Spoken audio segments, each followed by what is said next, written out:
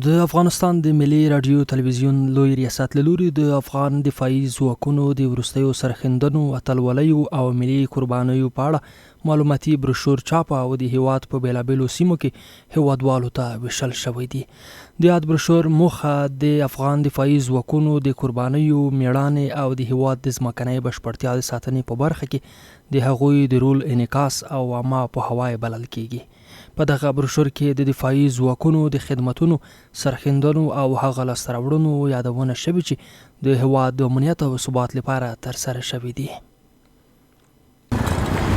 موږ د افغانستان د اسلامي امارت دفاعي ځواکونو وروستۍ کړنې ډېرې ستایو، ځکه د افغانستان اسلامي امارت د افغانستان ټول لویشت خاوره نه ساتنه کړې ده. د افغانستان خاوره یې هیڅ چاته اجازه نه ده ورکړې چې د افغانستان خاوره یا کوم دښمن یا کوم ملک مخې ته راشي او کوم اطلاق چې د افغانستان اسلامي امارت په اړه خپور شوی دی او باید دا د تاریخ په زرینه کرښه ولیکلی شي. انشاءالله ولس ټول د افغانستان اسلامي امارت تر څنګ ولاړ دی او موږ د ملي تلویزیون دا کړنه هم ستایو چې دا رقم ته په سیمه ییزه کچه ګرځي او راپورونه جوړوي، د افغانستان او د مجاهدینو ستاینه کوي. بلور ته د خوست ولایت یو شمېر اوسیدونکو د یاد بروشور د خپرېدو هرکلی کړی او ویل چې د افغان دفاعي ځواکونو قربانۍ او اتلولۍ باید د هیواد په تاریخ کې په زرینو کرښو ولیکل شي. د دوی په وینا دفاعي ځواکونه د هیواد د خپلواکۍ، ملي ارزښتونو او خاورې د ساتنې لپاره نه ستړي کیدونکي هڅې کوي او د ملت د درناوي وړ دي.